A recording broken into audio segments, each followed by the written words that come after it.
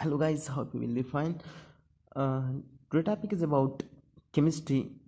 Chemistry के portion को हम स्टार्ट करते हैं फ्रॉम बेसिक के केमिस्ट्री कैसे कहते हैं, केमिस्ट्री की डिफिनीशन, केमिस्ट्री की इम्पोर्टेंस, इसके प्रिंसिपल्स।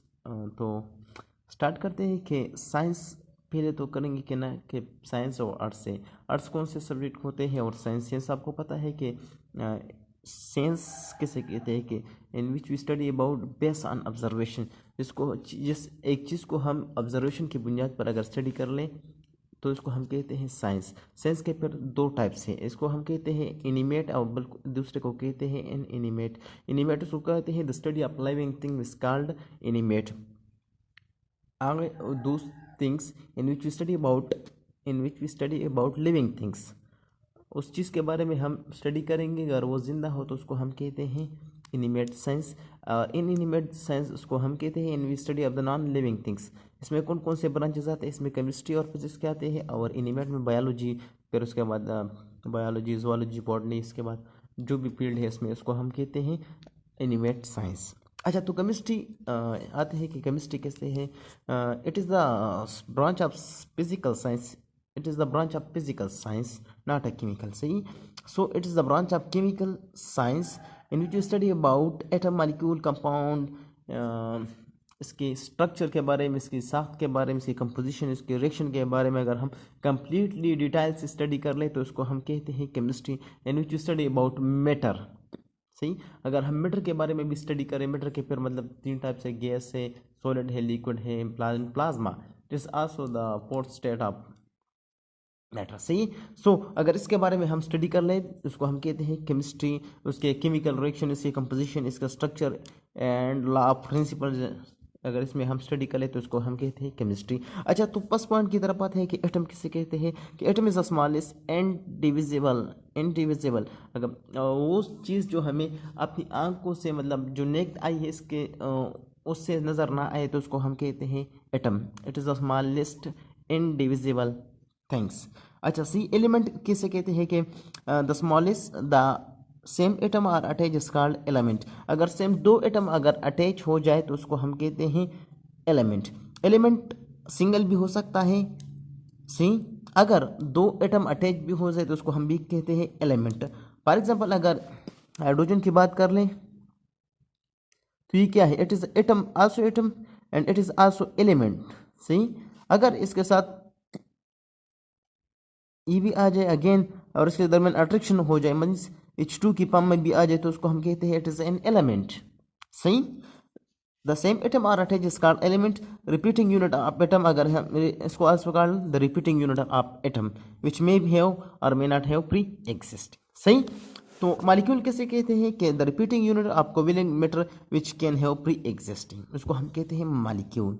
मॉलिक्यूल उसको हम कहते हैं water is a molecule, it's also compound.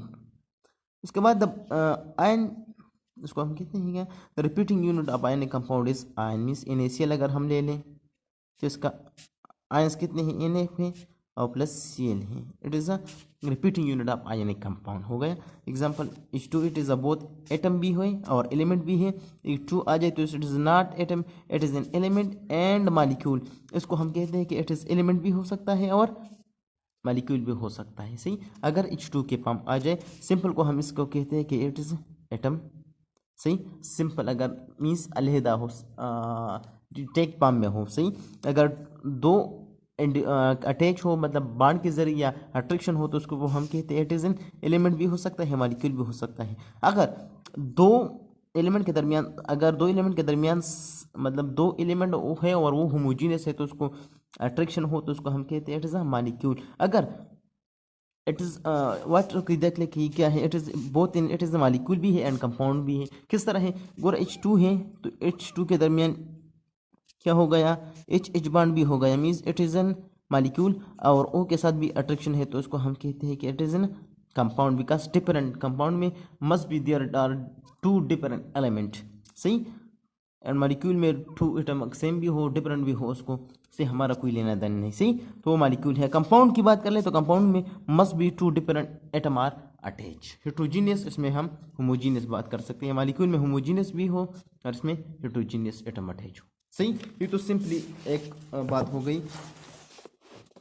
अच्छा, उस एलिमेंट कैसे कहते हैं? An element is the pure matter substance which is made of chemically identical atom, इसको हम कहते हैं एलिमेंट। एलिमेंट कैसे कहते हैं? अगर केमिकल प्योर सब्सटेंस हो which is made of chemically identical atom, homogeneous atom से बना हो तो उसको हम कहते हैं element. Chemical nature of atom is due to the electron and proton. Chemical nature of electron किसकी वजह से है? Due to the proton and electron की वजह से इसका केमिकल रिएक्शन है। सही, केमिकल नेचर है। if electron proton neutron are, अगर इस तरह इंसिक्यूज आ जाए कि which of the following is the chemical nature of atom, सही, इसमें ऑप्शन आ जाए इलेक्ट्रॉन भी आ जाए, प्रोटॉन भी आ जाए, न्यूट्रॉन भी आ जाए, तो उसमें आपने अगर D option all of these आ जाए तो फिर आपने कौन सा सिलेक्ट करना है? ऑल ऑफ दीज वाला ऑप्शन सेलेक्ट करना है। सही, अगर उसमें ऑल ऑफ दीज ऑप्शन ना हो तो उसको सबसे बेस्ट ऑप्शन कौन सा है कि chemical nature of electron element of an atom is due to the electron, this is the best option. The physical nature of atom due to its mass, proton and neutron. Physical nature किसी वजह से? Proton and neutron की वजह से, means nucleus में जो proton होते हैं, न्यूट्रॉन, इसकी वजह से उसको हम कहते हैं कि it is a physical nature of atom. Chemical nature electron की वजह से है, और मतलब वो तो केमिकल नेचर है। फिजिकल नेचर किसकी वजह से? प्रोटॉन एंड न्यूट्रॉन की वजह से है। सही, एटॉमिक नंबर किससे है? It is not a unit because no unit because it is not a quantity, it is not a quantity. See, it's not quantity, it is not a quantity. Shaw explained to tell us about atomic number। हम कहते हैं कि modern periodic table जो है ना, modern periodic table based on